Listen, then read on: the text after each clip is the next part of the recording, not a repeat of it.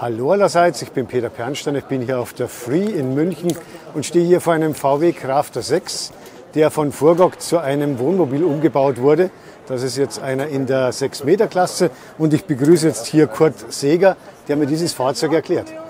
Hallo, einen wunderschönen guten Tag, liebe Camperfreunde auf der Free in München.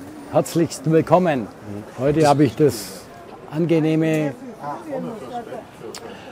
bekommen, dass ich euch das Auto mal präsentiere, einen VW Crafter, ein VW Crafter von der Firma Furgok aus Spanien, seit 15 Jahren im Markt agierend. Das heißt, wir haben hier eine ganz große Schiebetür und hier fest eingebaut, dann davor die Küche, Jawohl, die wir uns jetzt gleich dann auch von innen anschauen. Genau. Wir haben hier in der Schiebetür ist untergebracht ein sogenannter Klapptisch, den kann ich im Außenbereich verwenden. Darüber hinaus hinten in den Türen links und rechts habe ich 2 Klappstühle. Ich kann diese ganze Garnitur im Indoor- sowohl als auch im Outdoor-Bereich verwenden. Dann schauen wir mal rein ins Fahrzeug. Ja, selbstverständlich, kommen Sie rein. Das heißt, also, hier haben wir ein Hubbett, Genau. Das ist oben dann tagsüber verstaut, ist nicht im Weg, dann hat man den Vorteil. Genau. Hier haben wir ein elektrisches Hubbett, das kann ich stufenlos verstellen in der Höhe. Okay? Mit einem sehr, sehr leisen Motor, sehr schnell. Ich kann in allen Situationen, wie gesagt, stufenlos ist es verstellbar, bleibt das Bett stehen. Ich kann es oben wie unten, das ist ein Vierschläfer, Querschläfer, ein sogenannter Querschläfer genannt, mit 400 Kilo belasten, das Bett. Das heißt, diesen Platz habe ich dann hier in diesem Bett oben. Wir haben hier in Fahrtrichtung quer gemessen 1,96 Meter mal 1,35 Meter in der Breite. Sowohl als auch oben wie unten. Okay? Und mir hat vorher schon jemand erzählt, es ist auch hier in diesem Hubbett noch ein Stauraum Ja, versteckt. genau. Ein Stauraum haben wir ebenfalls hier versteckt für Utensilien aller Art, Bettzeug, Sakkos, Blusen, Unterwäsche oder dergleichen. Je nachdem individualisiert. Gut, und dann haben wir hier vorne die Küche, die ich ja von außen schon mal kurz gezeigt habe. Richtig, genau. Ein Teil davon, ist das jetzt hier elektrisch oder Gas? Hier, oder wie läuft hier haben wir Gas, ein Zweiflammer Gasherd. Okay. Dann haben wir hier aus Korianmaterial hochstrapazierfähig bis zu 250 Grad hitzebeständig. Sie machen sich an diesen Materialien alles kaputt. Töpfe, Tassen, Teller, nur das Material nahezu unkaputtbar. Wir haben hier auch eine perfekte Verlängerung. Hochstrapazierfähig, ebenfalls Korianmaterial und bis 40 Kilo belastbar. Wenn ich es nicht mehr benötige, kann ich es einfach mit wenigen Handgriffen wieder wegklappen. Okay? Dann haben wir hier noch einen Kühlschrank. Genau, dann habe ich hier einen Dometic-Kühlschrank, beidseitig zu öffnen, finde ich sehr, sehr attraktiv und sehr interessant. Wenn ich oben im Bett liege, kann ich von beiden Seiten beziehungsweise auch hier vom Küchenbereich den Kühlschrank bestücken beziehungsweise irgendwelche Getränke oder Lebensmittel entnehmen. Natürlich hervorragend gemacht, die Klappfächer überall. Okay, haben wir alle hinten mit Filz verkleidet. Warum mit Filz? Filz, erstens mal das eine oder andere Kleppergeräusch zu unterbinden und darüber hinaus auch zur Wärmedämmung.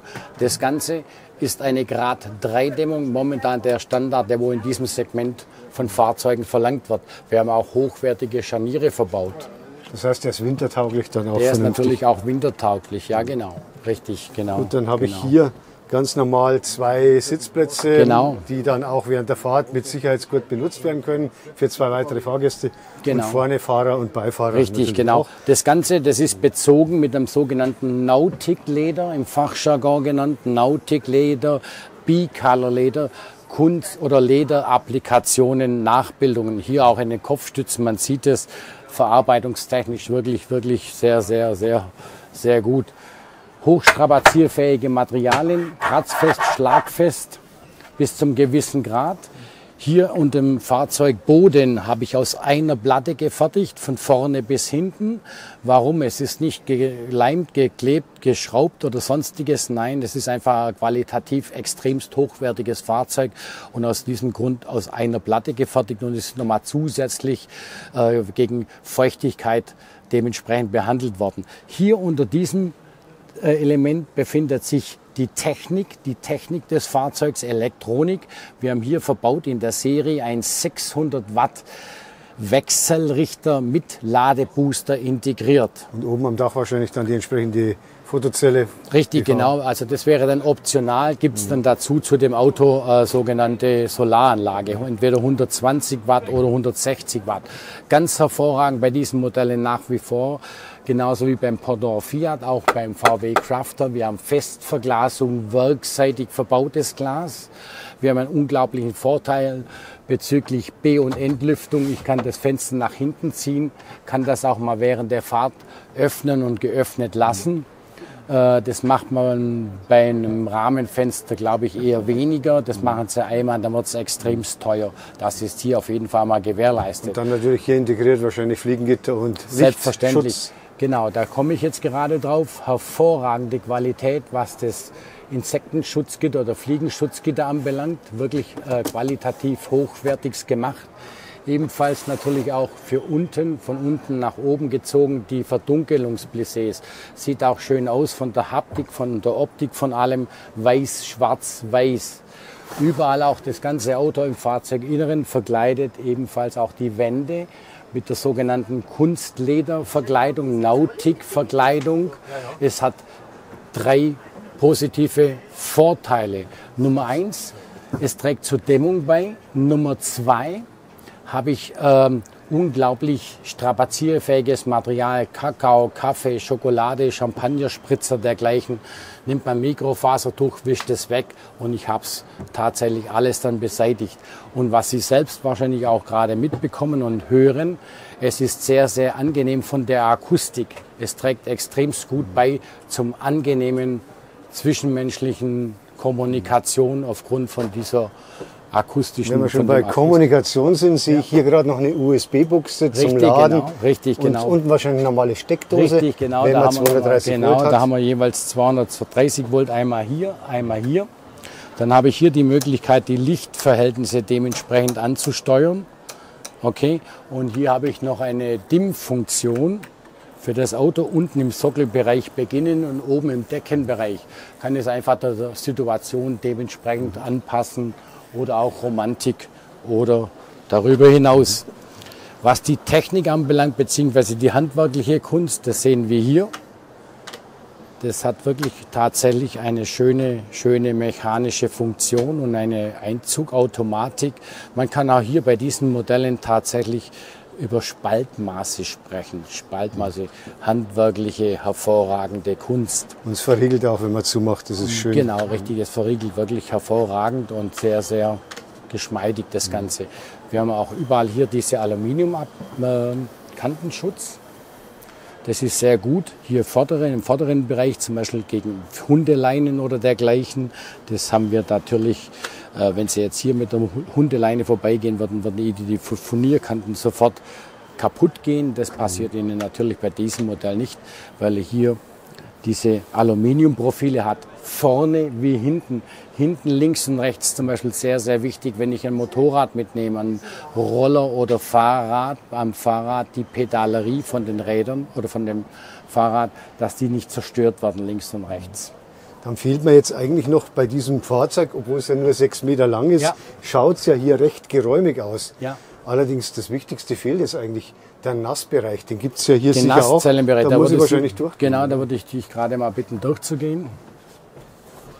Das ist natürlich das absolute Nonplusultra im Segment Fukuoka. Fukuoka natürlich, wie gesagt, 15 Jahre am Markt agieren. Diese Crafter-Modelle sind sehr, sehr neu in Palette, in der Produktion auch, für den deutschen Markt von der Homologation zugelassen. Das ist aber schon bekannt aus den Fiat-Modellen, aber ich zeige es gerne nochmals. Das heißt, Sie haben den auch als Fiat Ducato, Nummer kleiner, 5,40 Meter, glaube ich. Richtig, genau. Fiat Ducato wird gebaut auf 5,4 Meter und 6 Meter. Okay. Fiat Ducato gäbe es noch mit H2-Chassis, 2,65 Meter respektive 2,90 Meter in H3. VW Crafter gibt es auf 6 Meter. Okay, auf H2-Chassis. Was extremst beliebt ist und was unglaublich die Nachfrage extremst hoch ist, ist auf Allrad, 4Motion. 4Motion. Das Auto gibt es mit 2,0 Liter, mit 6-Gang Schaltgetriebe oder DSG Automatikgetriebe, DSG Doppelkupplungsgetriebe. Das kennen die Fukuoka-Fans sowieso schon. Das heißt, ich habe hier eine ganz normale Duschwanne, die unten aufliegt. Richtig, genau. Die liegt, der dann noch nach oben die liegt mir jetzt unten auf. Die Wanne ist an sich mit 300 Kilo belastbar. Okay? Darüber hinaus aus Korianmaterial. Das ist das gleiche Material wie vorne in der Küche. 250 Grad hitzebeständig und darüber hinaus, wie gesagt, nahezu unkaputtbar. Das Ganze gepaart mit dem antibakterieller Vorhang, unten verbunden mit einem Bleiband. Warum mit Bleiband? Dass mit der Vorhang tatsächlich auch in der Duschwanne bleibt und das Wasser, die Feuchtigkeit unten wieder entschwinden kann über den Siphon. Das heißt, da ist ein Siphon, richtig, komplett. Genau, alles drin, alles dran, was wichtig ist, um das Auto trocken zu halten und viel Freude und Spaß zu haben. Und tagsüber brauche ich ja die Dusche sowieso nicht, das heißt, die ist auch nicht im Weg, die richtig, ist einfach weg. Genau. Und die klappst sie hoch, schiebst sie hoch. Richtig, genau. Hier habe ich dann das kleine Waschbecken für Zähneputzen, Kosmetika, Kajal, Lippenstift etc. pp. Hier habe ich meinen Duschschlauch. Der Duschschlauch wird hier oben eingehängt. Den kann ich in alle Richtungen verstellen, individualisiert. Ich habe einen wunderschönen Spiegel über die gesamte Breite und habe hier schönes LED-Licht. Jetzt aber hier die eine Sache ist jetzt klar, Duschen und so ist schön. Jetzt, was mir aber jetzt noch fehlt, die Toilette. Eigentlich die Toilette. Kommen wir sofort drauf. Nach 1 kommt 2 bekanntlicherweise. Das finde ich eine sensationelle Einrichtung. Ich habe hier einen extremst guten Gasdruckdämpfer verbaut. Der Gasdruckdämpfer, wenn ich Leiden habe, Schmerzen habe oder irgendwelche Blessürchen, dann kann ich das hiermit ganz gut ausmerzen, indem das über den Gasdruckdämpfer etwas erleichtert wird. Das heißt, ich klappe einfach bloß mit dem Fuß hoch, richtig, einen kleinen Ruck und fertig. Einen kleinen Schub und dann ist das Ding da oben. So, jetzt muss ich dann doch tatsächlich mal auf die Toilette. Das ist natürlich auch kein Thema. Habe ich hier die Toilette verbaut, die fährt mir elektrisch raus. Elektrisch? Wow. Ja, natürlich elektrisch. Wir sind bei Fukuoka Premium. Dann kann ich die natürlich in alle Himmelsrichtungen verstellen, wie ich es möchte von der Ergonomie her. Wenn ich das Ganze nicht mehr benötige, fahre ich es hier einfach wieder elektrisch zurück. Und das ist jetzt eine Chemie oder eine Trocken oder was ist das? Das ist jetzt eine Chemietoilette, wäre jetzt aber auch die neue Toilettengeneration.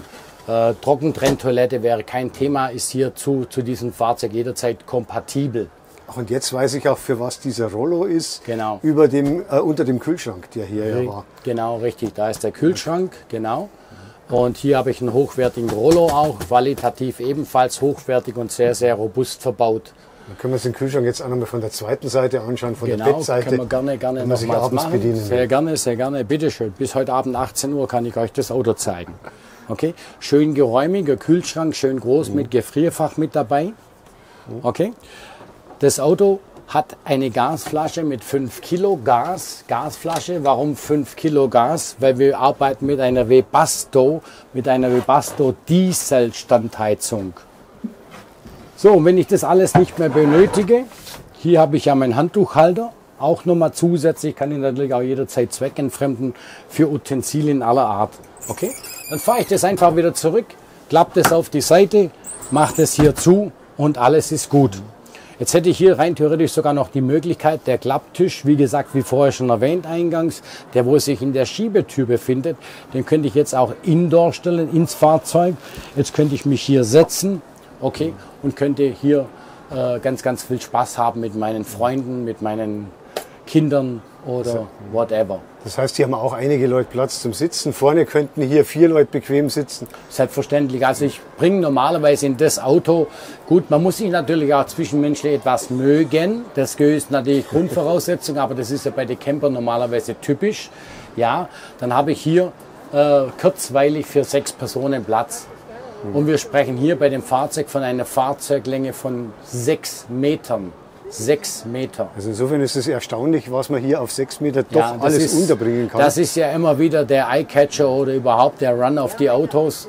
Vor allem, wie gesagt, bei dem Auto. Der Platz ist interessant von dem Auto, was das Fahrzeug im Innenraum bietet. Was der Platz im Innenraum bietet. Und natürlich darüber hinaus, gerade jetzt bei dem Crafter, extremst nachgefragt, die 4Motion Allrad für die Menschen, die wo Offroad möchten. Ja, und hier natürlich, klar, typisch für Fukuoka, unglaublich viel Platz hinten. Ich kann hier sitzen mit 4 Personen, face to face. Das heißt, wenn das Bett oben ist, habe ich hier reichlich Platz. Genau, richtig. Gut. Und hinten haben wir ganz normal Hecktüren, mit denen Hinten man hier vernünftig auch ein- und aussteigen kann. Hecktüren mit Festverglasung, werkseitig verbaute Fenster. Okay, das Ganze zieht sich natürlich links wie rechts durch. Hier auch wieder hochwertige Plissés. Und das sind jetzt hier die Verstecke, von denen wir vorher gesprochen haben, für die Richtig, das Campingstühle. sind die sogenannten Verstecke der Campingstühle. Die sind hier untergebracht, die stören mich nicht, die kleppern nicht, die sind einfach super genial verstaut. Was natürlich nach wie vor einen Crafter auszeichnet, er hat den absolut genialen Stealth-Charakter. Wenn ich das Auto von der Seite anschaue, das Auto ist nahezu clean. Das Auto ist nahezu clean von der Seite. Das einzigste Indiz, was das Auto als ein Camper auszeichnen könnte, ist hier der Frischwassertank. Das ist aber tatsächlich das einzigste Indiz. Das heißt, der schaut nach Lieferwagen aus. Und ist im Richtig, Endeffekt genau. ein versteckter Wenn ich da Camper. jetzt tatsächlich irgendwas draufschreiben würde, Malermeisterbetrieb Müller, dann war tatsächlich ein Handwerkerauto aufgrund der Tatsache, weil es ist nicht sofort identifizierbar als klassischer Camper. Also das wäre auch ein Auto für die Stadt. Ich hatte bis vor einem halben Jahr selber einen Fugger gefahren, allerdings auf Fiat Ducato Basis als 6-Meter-Modell. Ich war mit dem Auto in Spanien, Frankreich, Augsburg, München, wie die Städte auch alle heißen mögen.